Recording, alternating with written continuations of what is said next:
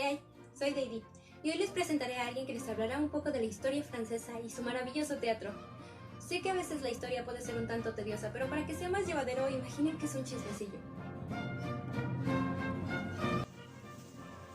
Bonjour, je m'appelle Clémentine et je vais vous parler des classiques français, la reine des petites, de l'or et de la rose. Et pourquoi je dis ça? Todo se remonta al siglo XVII. Enrique IV es asesinado, y eso lleva a dejar el gran poder de rey a su hijo pequeño Luis XIII. Así es, el de los tres mosqueteros. Al ser tan pequeño, su madre, junto al cardenal Richelieu, adoptan el gran poder. Richelieu, en su gran cargo, retoma lo que Enrique IV había comenzado: un gran gobierno absolutista. La Guerra de los 30 años estaba en pie. España, adueñándose de todos los poblados pequeños que encontraba en Europa, así queriendo alcanzar la gran monarquía absolutista que anhelaba. Como toda guerra, naciones se unen a contrapartes, y Francia no fue la excepción. En de Gainsbourg, il n'y a pas de plus absolu que Richelieu. Así combatiendo contra España. Importante destacar que por estas fechas, exactamente en el año de 1635, por ideas de un total absolutismo, se crea la Gran Academia Francesa, que se va a encargar de todo lo relacionado al idioma, al habla, crea diccionarios y regla la literatura, así como el teatro principalmente, haciendo que todos hablen el perfecto y bello francés, eliminando los dialectos, como la RAE, pero más estricta. Volvamos a la guerra. Con la derrota de España en la Guerra de los 30 años en el año de 1648, Francia, ahora al mando del cardenal Mazarino, se convierte en la más grande monarquía absolutista en toda Europa. Pero se preguntarán, ¿por qué un nuevo cardenal y no Luis XIII el rey? Pues resulta que tanto Luis XIII como el cardenal Richelieu mueren un poco antes, el ministro en el año de 1642 y el rey en mayo de 1643, dejando nuevamente a un niño en el gran poder de rey, Luis XIV. Ahora sí, vámonos al teatro. Existían los actores ambulantes, que representaban normalmente farsas, obras cómicas que recordaban al teatro medieval, como la compañía de Molière. Estos actores y los de la comedia del arte tenían en común prácticas juglarescas, o sea, una improvisación o actuación flexible. Ocurría que estas compañías llegaban a gustar a un solo actor de los ambulantes y eran convocados a formar parte de una compañía fija.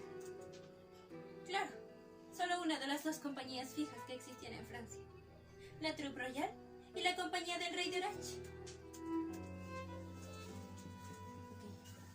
La Troupe Royale tenía su propio teatro, apadrinado por el rey Luis XIII. El Hotel de Bourgogne, aparecido en el año de 1548. Muy viejo, por cierto. Y la de Orange, apadrinado por el cardenal Richelieu. Con un nuevo teatro, en el año de 1634, Théâtre du Marais. Ahora bien, ambos teatros tenían una forma alargada y rectangular, y no con asientos total y específicamente. La sala de teatro del Hotel Bourgogne estaba situada en un segundo piso. Su anchura era de 12.5 metros. La longitud total era de 30 metros, incluido un escenario de 14 metros de profundidad. Posteriormente, este espacio destinado a las representaciones fue ampliado 3 metros más. El escenario inclinado medía 3 metros por su parte frontal. Hacia la parte posterior, en el piso del auditorio ponían bancos. A sus paredes laterales, una hilera de palcos que se extendían hacia la parte posterior del teatro. En cuanto al Théâtre du Marais, era bastante parecido al del Hotel de Bourgogne. Solo contaba con pequeñas diferencias que se asimilaban al estilo del teatro italiano. En 1643 sufrió un gran incendio, y un año después se recupera, especializándose en espectáculos grandiosos, haciendo utilización de la gran maquinaria recién importada italiana, la tramoya. En 1641 Richelieu crea en su palacio una pequeña sala de teatro, específicamente en el lado derecho, la cual va a llamar el Palais Royal, la cual fue ocupada por la compañía de Molière.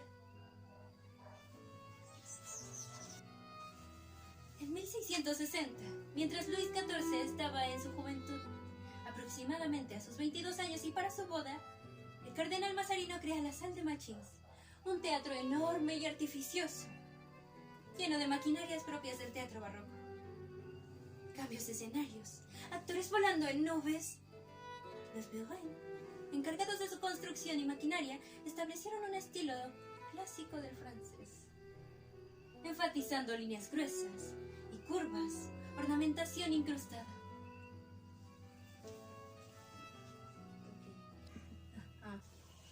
Finalmente, el teatro más grande y con más inversión es el Teatro Guigneux, en 1671, el cual se destina a la ópera. Estos tres últimos teatros, privados. La estadía de Molière en estos teatros privados le hizo entablar una buena relación con el rey Luis XIV, el gran rey Sol, que ya estaba grande, claro. Por lo cual, además de sus aclamadas obras y su actuación, se ha vuelto tan destacable y conocido. El teatro en las compañías fijas, con lugares en teatros, era completamente distinto, pues ahora había un gran peso en los textos, muy elaborados, que no se podían cambiar ni improvisar, sino que tenían que declamarse. El actor tenía que ser un encarnador del texto, y tenía que recitar los textos con un perfecto y bello francés al pie de la letra. Pierden un tanto la presencia corporal y pasan a unas formas de actuación más elegantes, según las palabras absolutas del rey y la Academia Francesa. Cosas dignas de la corte, cosas más gráciles. A la muerte de Molière en el año de 1674 se decide por Luis XIV unificar todas las compañías de teatro, a excepción de los italianos, claro. Se crea una gran y única compañía llamada la Comedia Francesa, y se le va a dar el mejor y más reciente teatro, el Guigneux, y solventada por el propio Estado, convirtiéndose así en la Compañía Nacional, idea propia del gobierno absolutista, poniendo en escena únicamente las obras que el rey dice y las que al rey le gusten. Si de mayores representantes hablamos en este gran siglo clásico francés, seguramente ya piensan en uno: Jean-Baptiste Molière, del único que he hablado hasta ahorita, pero creo que hace falta hablar más. Molière, como he dicho antes, tenía una compañía ambulante, y él casualmente fue uno de los que llamó la atención para formar parte y formalizar relaciones en los grandes teatros franceses, siendo así conocido mayormente por sus comedias. Un dato curioso de la muerte de Molière es que sucedió un rato después de haber representado El enfermo imaginario, obra suya, ya con dificultades debido a su tuberculosis pulmonar. El papel de enfermo le salió tristemente natural. El enfermo imaginario, resumido, podría decirse que es un padre hipocondríaco cuyo objetivo es casar a su hija con un joven adinerado, para así poder costear el precio de sus costosas curas y medicinas.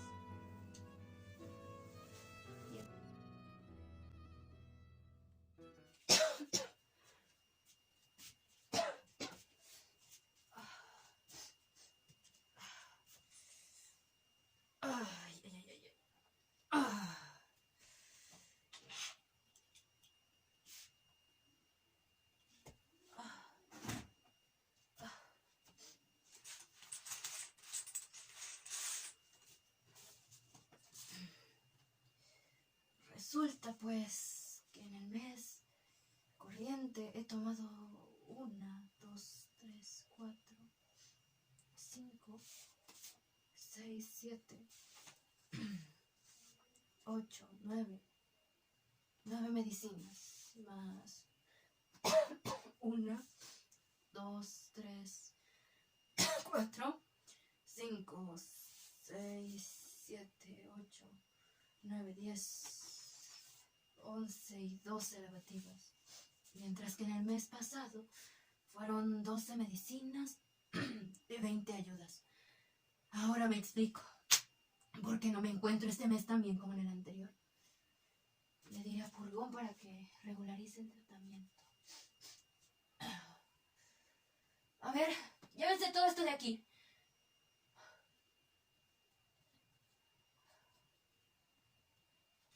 ¿Qué? ¿No hay nadie?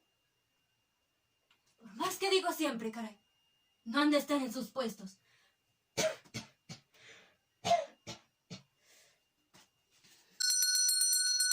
Ellos que no atienden. Y esta campanita que no suena bastante. Nada. ¿Están sordos? ¡Antonia! ¡Tilín, tilín, tilín! Perros, granujas. Me da una rabia. ¡Tilín, tilín, tilín! Pícaros de todos los diablos. Son capaces de dejar solo a un pobre enfermo. ¡Tilín, tilín, tilín! Este dramaturgo y actor contó con varias obras, pero creo que vale la pena hablar de Las Preciosas Ridículas, una obra destacable por su burla a los ideales de un movimiento no solo literario, sino social, de la época liderado por mujeres, el preciosismo. Ellas buscaban el concepto de belleza y la sutileza, un refinamiento en las formas no solo materiales, sino del pensamiento, la originalidad en este y en todo. Hablando de acciones sociales, las preciosas empezaron a establecer normativas en terrenos en donde nunca se les había dejado decidir. Por esta razón fueron fuertemente criticadas. Y aunque quisiéramos escuchar sus escritos o leerlos cómo percibían las cosas, no es fácil. Porque la gran mayoría, si no es que casi todos, están perdidos, destruidos o en el olvido. Lo que más conocemos de ellas es que a Molière no le agradaban y decidió dedicarles una obra.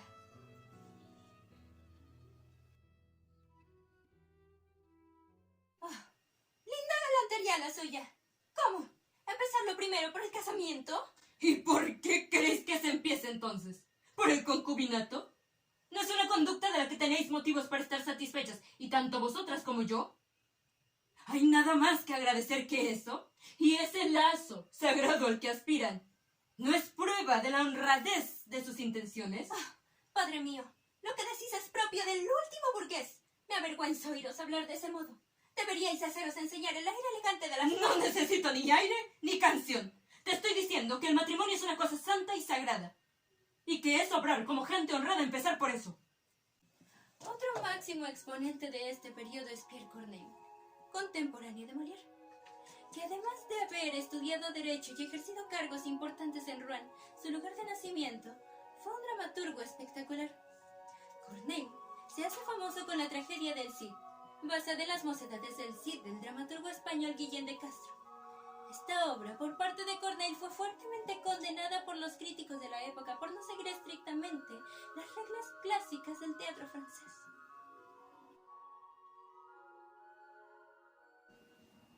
Hija mía, demasiada violencia existe en estos arrebatos.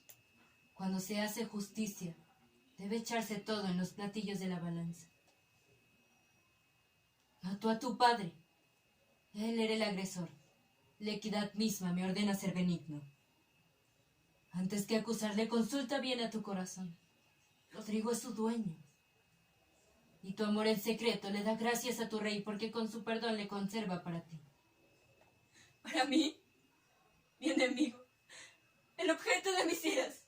El autor de mis infortunios. El asesino de mi padre. Tan poco caso se hace de mi justo proceder, que se cree obligarme a no prestarme atención. Puesto que os negáis a hacer justicia a mis lágrimas, permitidme, Señor, que al hacerme recurra. Con ellas me ha ultrajado y con ellas es con las que me debo vengar.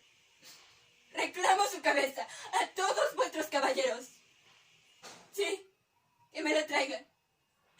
Y yo le perteneceré. Que le combatan, Señor. Y al lance concluido me casaré con el vencedor. Si Rodrigo es castigado, permitid que bajo vuestra autoridad se proclame así. Una obra en la que se muestra una constante lucha entre el deber y el amor. Este mismo argumento caracterizó muchas tragedias de Corneille posteriormente. De las más famosas después del Cid fue Horacio, Cinna y Beaulieu. Estas últimas se reflejan mucha energía, dignidad y elegancia que sentaron el modelo de la tragedia francesa. Y como último de las figuras más representativas del teatro francés tenemos a Jean Racine. Este dramaturgo se levantó en alto con sus tragedias, que claro, seguían el modelo de tragedia francesa de Corneille. El dramaturgo ahondaba con asombrosa lucidez en las pasiones del ser humano, en especial la amorosa, y sabía mezclar de manera muy peculiar la lírica correcta con la escritura dramática. Varias de sus obras eran basadas en mitos griegos como Andrómaca, con el mismo título, o Fedra, que fue basado en la tragedia de Hipólito de Eurípides. Solo que en la versión escrita por Racine el personaje principal es, como el nombre dice, Fedra. Esta es quizás su obra más aclamada y conocida hasta el día de hoy.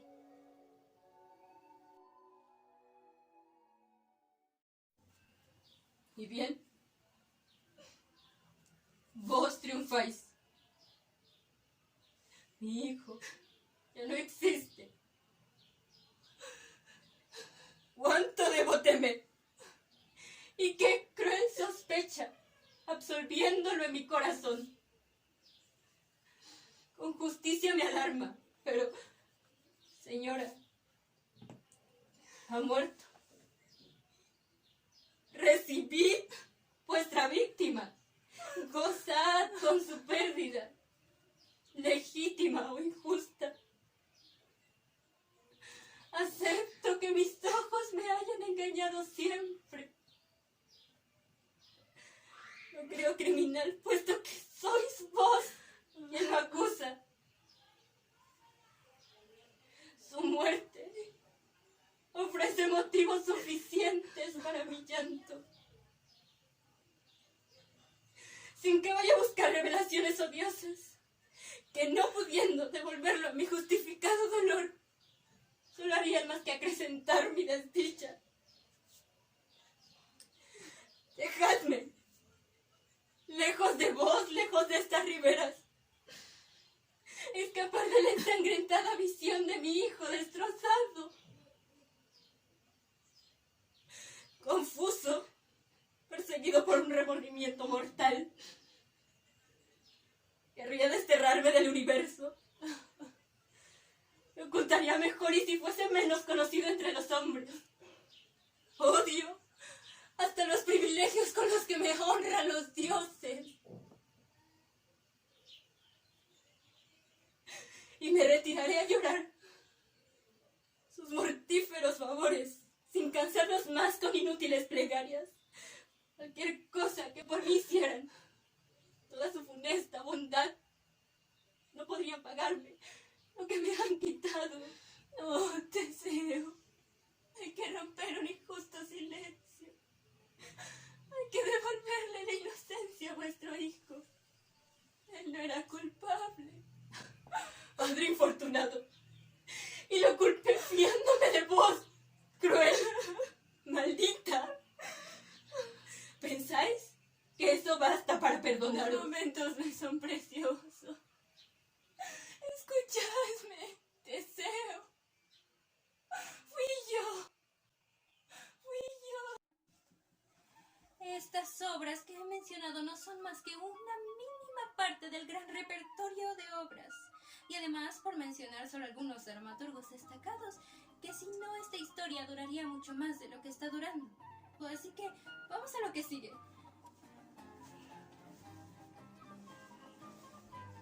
Ahora bien, ¿qué diantres caracteriza al teatro francés?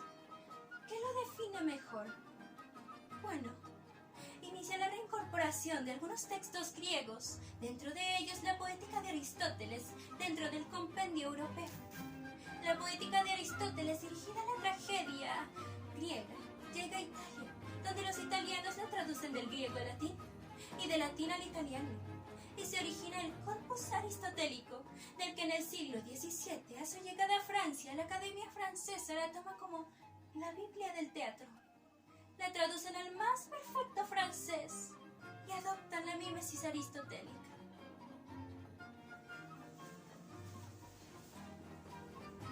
Aristóteles propone tres tipos de mímesis para la representación. Como realmente ocurrieron las cosas, el cual es el discurso histórico. La segunda, como pudieron haber ocurrido las cosas, el cual es el discurso artístico y abstracto.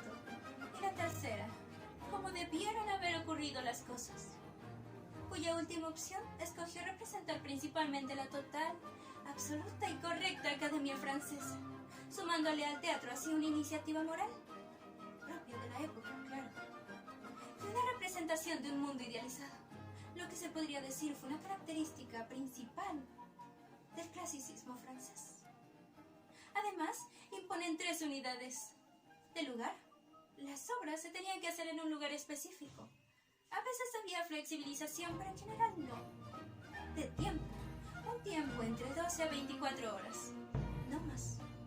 Y de acción, sin tramas paralelas.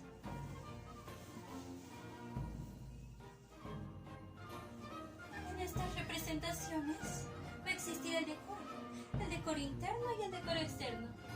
El decoro interno va a ser la consistencia del personaje. O sea, el personaje debe ser igual y coherente desde el inicio al fin, sin cambios y sin buen plot twist. Y el decoro externo, con el buen gusto. Es decir, no debería herir el buen gusto del público, no perturbarlos de ninguna manera, así haciendo que los eventos más sangrientos, atroces y truculentos no pudieran ser mostrados en escena. Quizá podrían ser narrados por algún otro personaje, aun tomando en cuenta que las tragedias eran las obras que más gustaban como una expresión más elevada del teatro clasicista. Siguiendo así esta evasión de todo lo que no se apegara a esta mímesis del mundo idealizado, queriendo crear un mecanismo perfecto. La finalidad de todo esto no era generar emociones y pasiones fuertes, como el terror o la conmiseración, sino... amable tristeza. ándale, justo eso. Además de agradar y enseñar, nada más y nada menos que valores y morales elevados.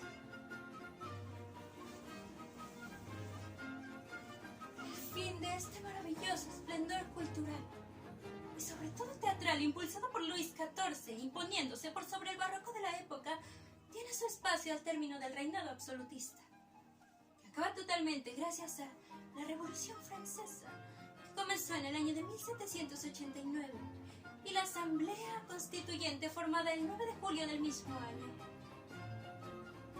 Un gobierno absolutista, un rey, una ley, un dios y un teatro.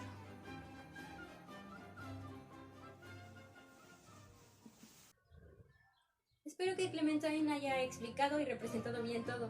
Au revoir.